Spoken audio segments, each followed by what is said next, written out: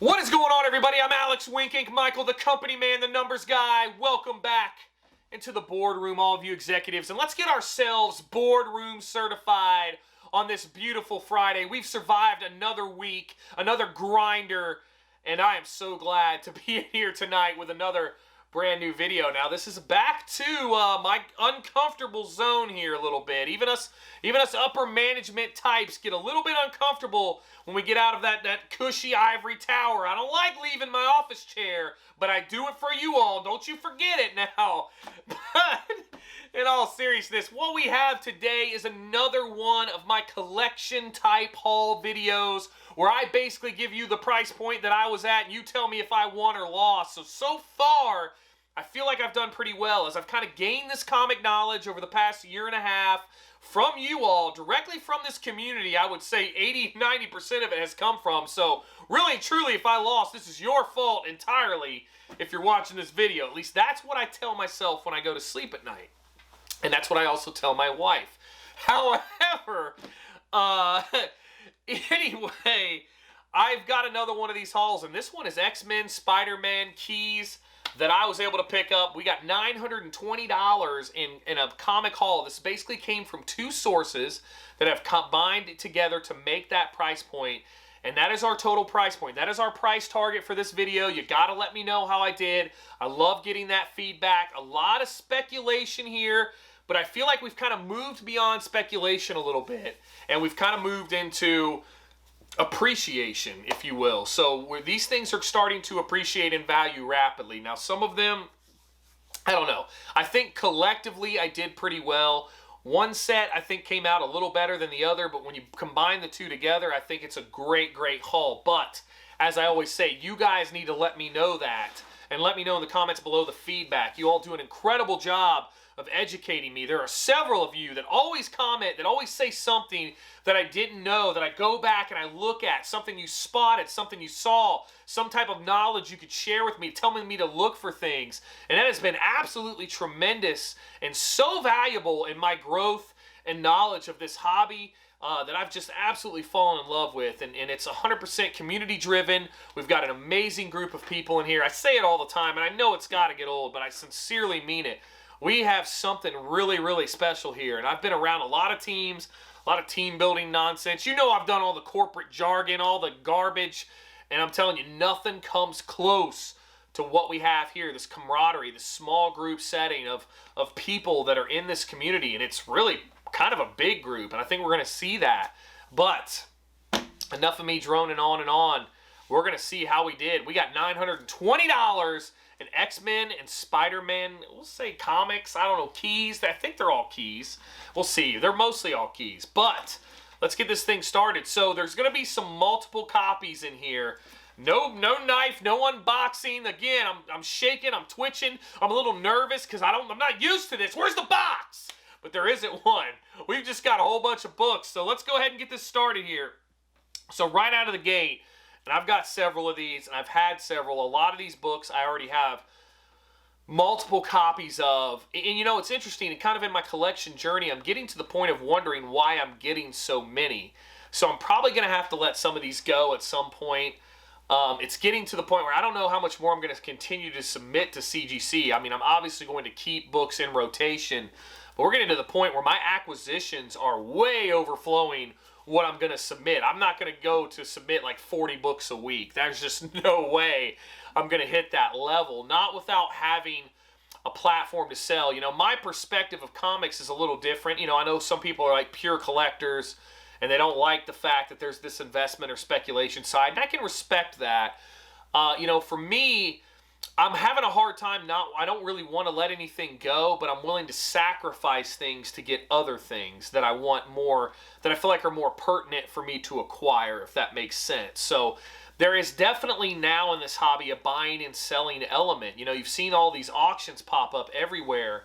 So there's definitely a balance that you have to strike, and it's so important to be able to, you know, I think I've heard Jim Mint say it, and a lot of people say it, the hobby fund itself. And that's really what we're going for here in a lot of ways. You know, I really want to have that type of thing. So you do jump on the speculation, you do jump on the investment side, and you do move the stuff.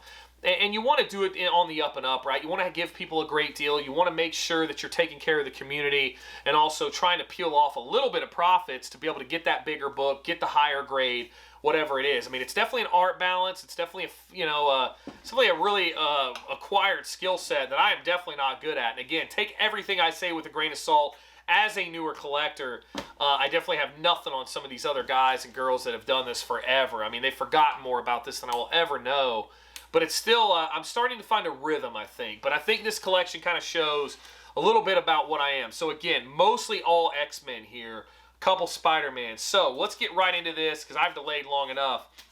And what we have here, and I probably have multiples of these, we got a little bit of Bishop's Crossing. Now, I want to say, is this the cameo? No, I think this is the second appearance, and that's his first. I'm not sure. So 282 is his first brief appearance. Maybe it's cameo and then first, but you've got both anyway. So here's 2 copies of Bishop's Crossing. This is a book that I always get. Bishop is an incredibly underrated character that can have a lot of usefulness in the current state of the Marvel Cinematic Universe. So there, right behind it, is number 283. Or 282, I'm sorry. And this is a book that is absolutely heating up. It's becoming on fire here. I've got a ton of copies of these, and I love X-Men, and that's why. And I think there's even more here. Let me go ahead and grab those. Yeah, so here's 3 more. God. So there's 5 total in this set of these things, which I didn't even realize. I mean, that's too many. But this book is heating up quite a bit. I mean, this used to be a $5, $10 key, and it's not that anymore by any stretch of the imagination. I think one of these was a newsstand. Yeah, there's the newsstand. Goodness gracious, man. I think 2 of them were 2 newsstandies? I don't know. Maybe 1 newsstand. That's just insane, though. Holy cow. But yeah, 1 newsstand copy. But yeah, that's 5 copies of 282 right there. There's another one. How about that for you? So 5 copies of that bad boy. And then 2 of the Bishop's Crossing, the 283 in this set here. So, yeah, I mean, I don't know. I think Bishop's a hugely valuable key. So you kind of get into this next set here. This is Uncanny X-Men number 200. This is, I don't know that there's anything real key about that, but that was kind of thrown in there. Kind of a throw-in for it. Anything X-Men at this point, Uncanny X-Men, is very nice. So then we kind of get into the other character that's really heating up a lot. The reason being is you haven't seen any film for these. So I think people are naturally drawn to these characters that haven't had any of that screen time yet. You know, Bishop had some. He had a little bit. But then you get into like this one here, and you've got Jubilee. So we got Uncanny X-Men 244 here with first Jubilee. She obviously had the animated series, of course, but I think people really start speculating on what these characters could become, like the X-Men 4s. You know, they want to see X-Men in the big screen done the right way. But we also have another copy of X-Men, or Uncanny X-Men 244, first Jubilee. And then we have a newsstand copy of Uncanny X-Men 244 Jubilee. So total, 3 copies here of this. Now, these aren't the big books, but these are starting to get bigger. Now, I overpaid on these to the extent as to which I've caught them on the uptrend, right? Like, these are on the upslide for sure. They're on the scale up. They're on the sled. You know, we didn't buy the dip here. You know, in comics, there's rarely a dip to buy in. If you get a key that cooled off, it's probably good to snatch it up because it's not going to stay cool for long. Now, I would say that we kind of are in a little bit of a comic down point to some extent. Now, it's, again, a comic down point like an economic down point are 2 totally different things. 2 totally, entirely different things. But I think you're kind of seeing that a little bit. You know, using some of the barometers that I use, I think that you are kind of seeing some of the bigger books maybe finally peak out a little bit. And I could be wrong. By the time this video comes out, it could be the total opposite way. But comics ebb and flow very similarly to any type of investment type market does. They just don't ebb and flow quite as severely or as drastically or rapidly as those do. So keep that in mind. So keeping the theme here with the X-Men. So we've got X Factor 6, and this is a absolutely beautiful near mint copy. This is First Apocalypse. Now, this is an interesting book. A 9.6 of this, 9.0, 9.2, 9.4. 9.6 is a little pricier. They're not bad. 9.8, obviously, this book is one that has a very large gap between, you know, a 9.6, 9.4, 9.2 to a 9.8. Very large price difference. A lot of books have that, but this one has an extraordinary one. And then we went ahead and got another one here. Now, this one's not quite as nice. This one's probably a 9.2-ish, somewhere in there. But we've got one that is definitely a candidate and one that is not a candidate, but still a near mint, almost near mint condition, I would say. So two of those. Again, this is another book that I almost always pick up when I see it. You know, Apocalypse has kind of had his day. I really hope that they do something else with him. I feel like obviously it wasn't very good. It was okay, but not what we needed from Apocalypse. Not especially if you watch the 90s cartoon. You kind of saw what Apocalypse could be. I definitely think we need to redo. But starting to get into some of these bigger books here. Now, this isn't near mint. It's got some got a lot of stuff that needs to be pressed out.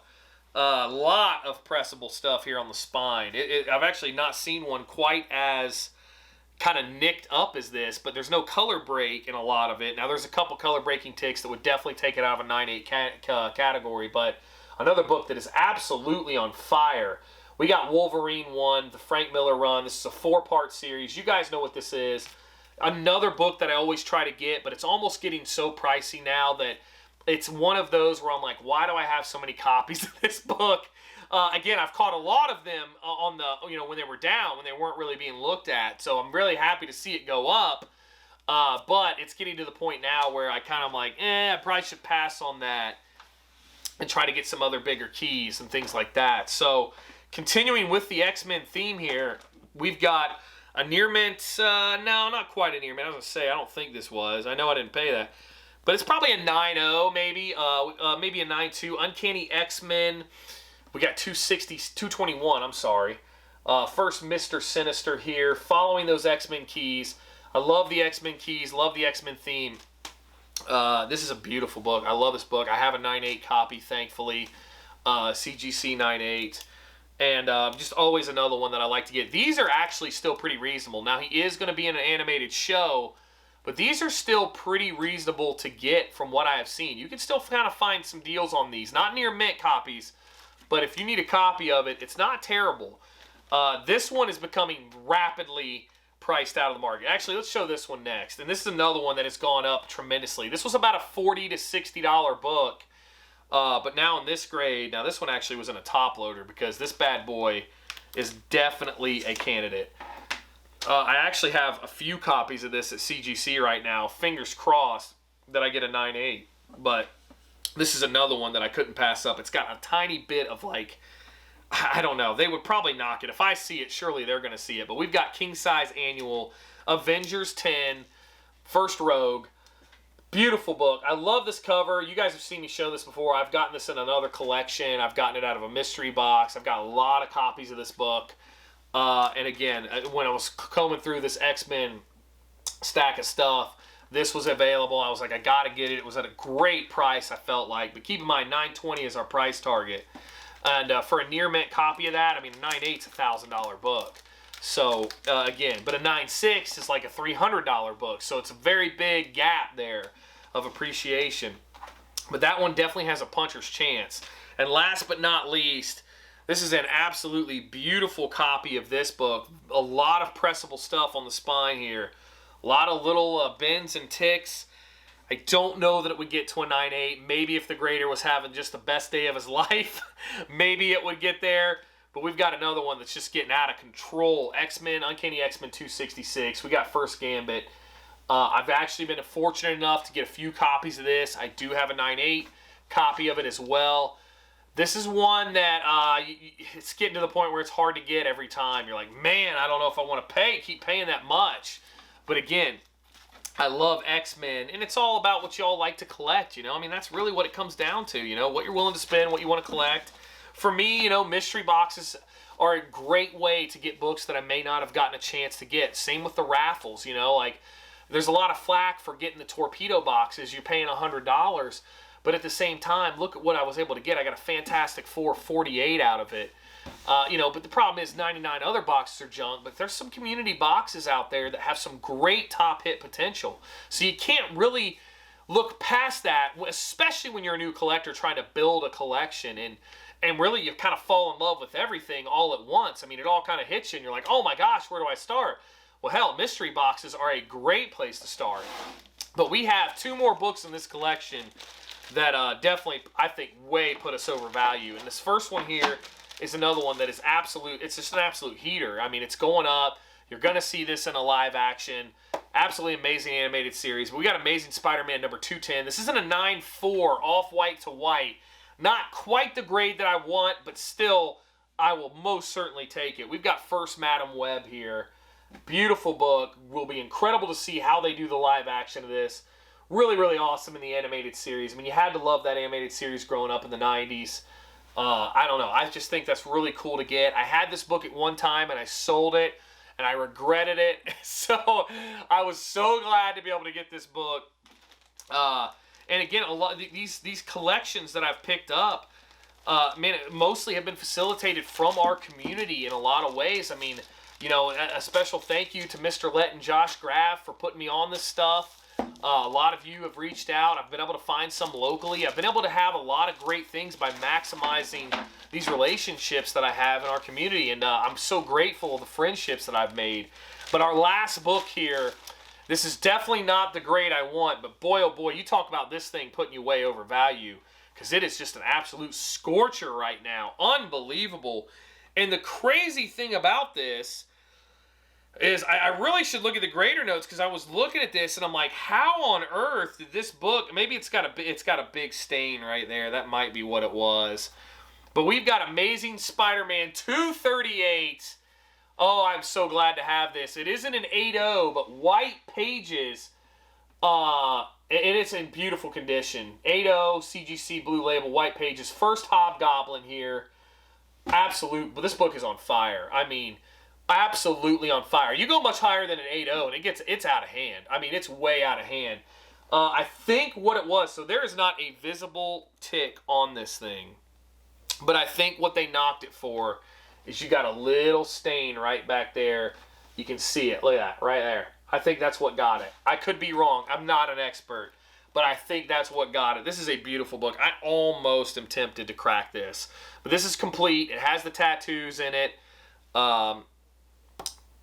Yeah, I'm going to have to see what happened here. I don't know. I may have to open it. But that is our $920 comic haul. Thank you all so much for sticking with me while I rambled on.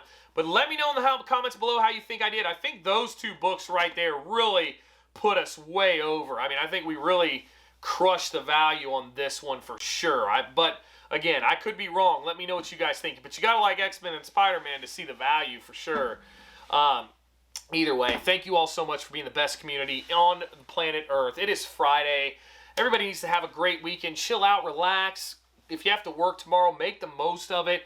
Be as productive as possible. But you all know what comes Sunday, and I talked about it in my last video. We got the Sunday, the Alex Michael live sessions, 5 p.m. Central Time, live. I go live for 1 hour, spinning giveaway wheels, supporting channels, and we got some special friends of mine that I got to support on Sunday, and I need everybody in there. I need everybody. This is a mandatory boardroom meeting. I need all of you in there Sunday at 5 Central. We're going to get uncomfortable. We're going to put a ton of names on that giveaway wheel. You all have to check it out. If you haven't been by, I would definitely recommend coming by and seeing what this is all about. But enough of me rambling on like an old wizard. I got to get the hell out of here. It's the weekend. Company man needs to take a load off. But thank you again for everything. Check me out on social media. Instagram is by far the best place.